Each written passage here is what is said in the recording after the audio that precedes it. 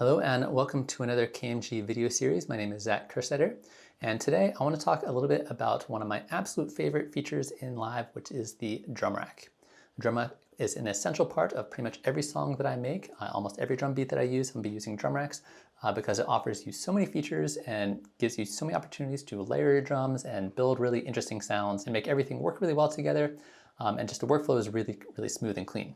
So I don't have enough time to go over every single feature in a drum rack. That could take quite a while, but I do want to go over some of my favorite hidden features that not everybody really knows about when it comes to just quality of life when building drums with your drum racks. So first let's take a look here. I've got a pretty basic drum rack. We got a kick, a snare, a hi-hat, and like a pretty, whatever beat I tossed in here. So we have some stuff to work with. So first thing I'll talk about is layering drum sounds. This is extremely important. If you feel like your drum beat is sounding a little flat, not quite full enough, not rich enough, doesn't have all the texture and beef that you're looking for in your drum beat, layering drums is going to be essential to taking your drums to that next level.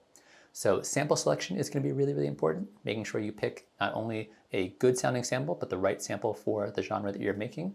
But if that sample's not doing enough for you, try layering it with a different sample.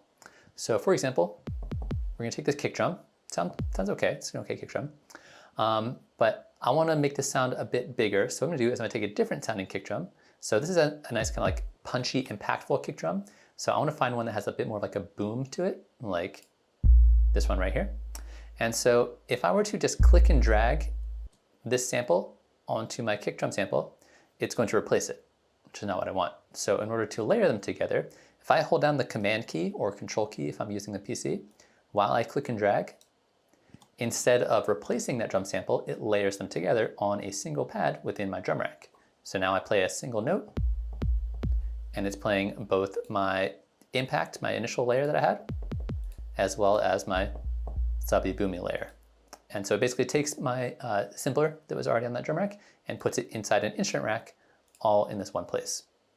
So super handy because then I can use things like these individual volume controls on each one of my layers. So if I want a little bit less of that boomy layer, I can tone that up or down here, or same thing with my impact layer, and kind of mix and match and make sure I get the right amount of each one of these layers. I could also pan them individually if I wanted to. I probably wouldn't do that for a kick drum, but that's an option. I can also mute them as well as solo them, so if you want to focus on one at a time.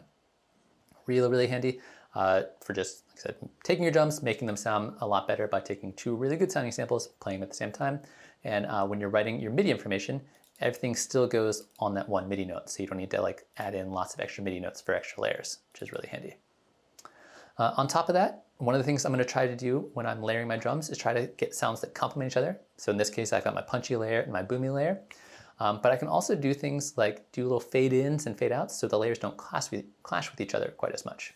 So this punchy layer happens like pretty quickly, right? That's like very sudden.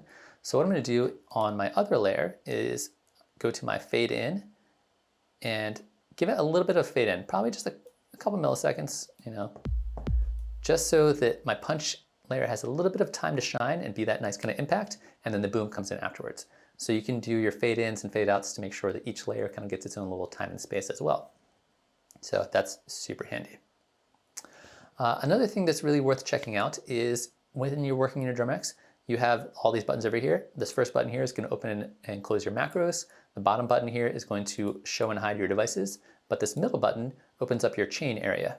So here we're going to have our kick area, our snare chain, as well as our hi-hat chain, which gives us individual volumes, pannings, on-offs, solos, all that same kind of stuff. So if I wanted to adjust the volume of my kick in the context of my whole drum rack, because this volume will adjust the volume of the entire drum rack, whereas these volumes will be individual to just that sound. On top of that, if you're working in the session view, you can see there's a little triangle right here. This is going to open up each one of the layers of your drum rack individually. So here we have our kick drum, and that means that this volume here, as well as this panning and on-off solos, are all the exact same controls that are right here. So if I pan it here and turn the volume down here, it's the same thing as controlling the volume here, or the panning here, or the on-off here. They're the exact same controls, just in a separate place, which visually can be helpful because you can see all the volumes for each one of these individually. So it helps out for mixing. On top of that, if I have a instrument rack in there, like I did my kick drum, I can hit this button here, and now I have an individual volume control, panning control, all that stuff for each one of these individual layers as well. So lots of customization and control for just being able to see all your different layers all inside your one drum rack. On top of that, another thing that we can do, and this only works if you have your chain turned on, if your chain area visible. So this button right here. You notice when I hit this, in addition to adding all these controls here, it also adds some extra buttons down here that are not accessible when it's turned off. So hit your chain button, and then this top button here will give us I/O options, so it's inputs and outputs. So the first option here will be the receive. So this is going to be what MIDI note this receives to trigger that sample. And this is basically the same thing as moving this around. So our kick drum is on C1, but if I move this to E1, this is now E1. So it just allows you to move things around. And then we have the play. So that means that this kick drum will receive the MIDI note C1 and then output the MIDI note C3. And this has to do with the nature of samplers in that the root note is going to be C3. So when you send the MIDI note C3, it plays the original recorded pitch of that sound. So let's take a look at an example. Here I've got 2 layers of hi-hats. So we have layer number 1 and layer number 2. And I can mix and match these together. But say I want to pitch those hi-hats up and down, just to kind of tweak the sound a little bit. I could individually go to each one of these, and I could adjust the transposition control here. That could work. Or I could adjust the play control, and it allows me to pitch up both of my layers simultaneously.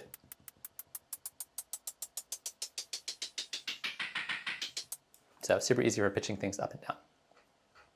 Another really interesting hidden control is this choke option here. So if you click on this, we have up to 16 different choke groups.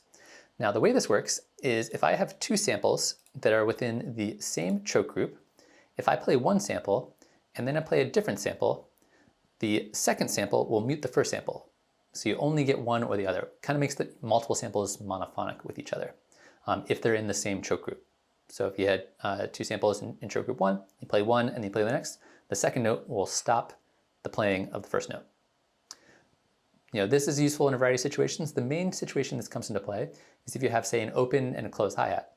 So if you're actually playing drums, you can either play the open hi-hat or the closed hi-hat. You can't play both at the same time. So if you had an open hi-hat sample and a closed hi-hat sample, you could put them both in the same choke group, and that way one will stop the other one from playing each time you play it. So we have up to 16 of those if you want to get really fancy with your choke groups. In addition, one thing I would like to take a look at is how you can add effects to your drum racks. So for example, if I were to grab a reverb and put it right here, this means this reverb is going to apply to my entire drum kit. Everything sounds like it has reverb on it. But say I only want this reverb to apply to just my snare drum. What I could do is I could put it right here. So now it's on this snare layer. So snare still has reverb, but my other sounds don't. So just like working with instrument racks, the placement of your effects can be really, really important in terms of getting different effects on different layers within your drum rack versus having an effect outside of your drum rack, which will apply to the entire thing.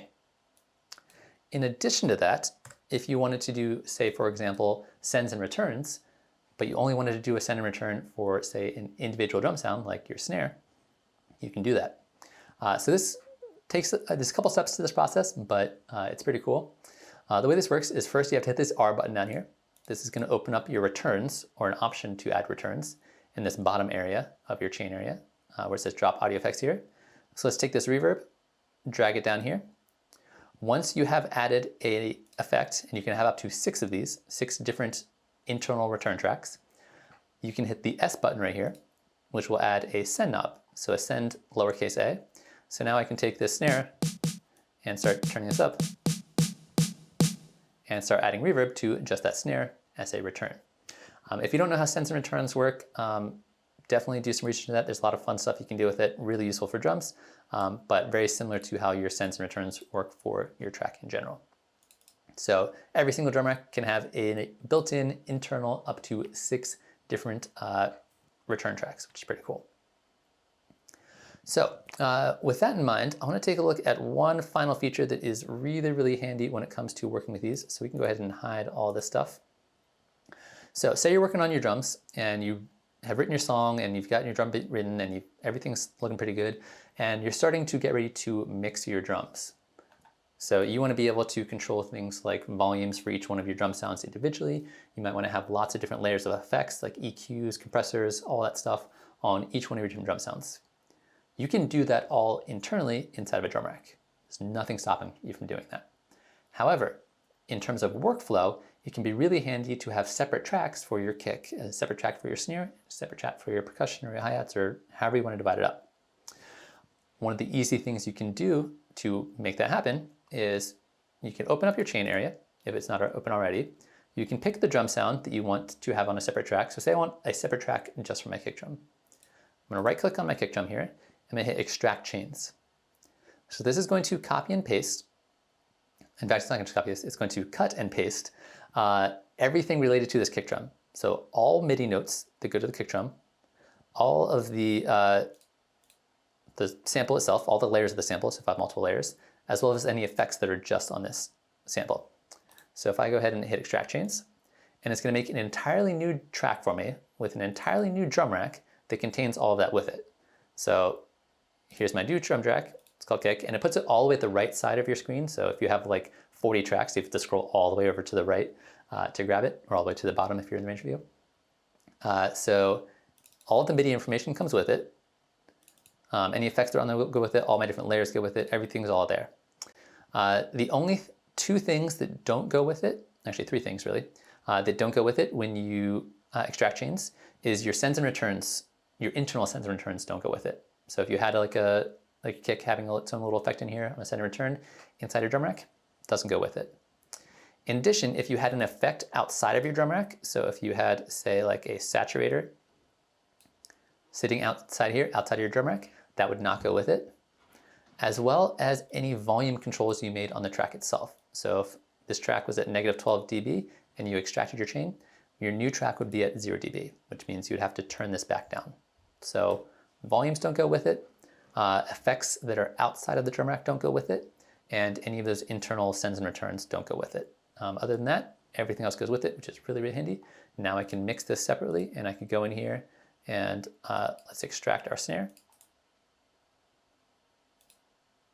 And then here's our snare track, and you can see it's back at 0 dB. It didn't bring the saturator with it, and it did not bring the sends and returns with it. But now I have individual tracks, and now I can just take this drum rack one, just rename this hi-hat, and then boom, separate tracks for each one of my drums, which, like I said, you don't have to do this. I find it's much easier for mixing because I can visually see and tell everything apart and put effects on the separate tracks. So this is generally how I go about writing a lot of my drums, is I will layer all my samples together, write all my MIDI in one place, and once the song is more or less done or pretty close to being done, I extract chains for the most important parts of my drum sounds, and then I can mix them all separately. And then if I need to, I can take all of these tracks and Command G or Control G to put them in a group, and then I can put my drum bus effects on my drum group and still have all my individual tracks. So totally optional if you want to, but I find this is super, super clutch for me, especially when it comes to mixing and getting the nice amount of individual control over my workflow and over each one of my sounds in my drum rack. So like I said, that's not everything you can do with drum racks. Those are a few really handy features that I think are definitely worth knowing about. Can be really, really cool for writing stuff real fast, really easy, layering it, putting it all together, and then once you're done, extracting things where you want them to be, and then having that personalized, customized control over each one of your layers on separate tracks that are still inside drum racks. So that's a lot of info for a real quick video. Hopefully you enjoyed watching that, and keep an eye out for more videos coming real soon.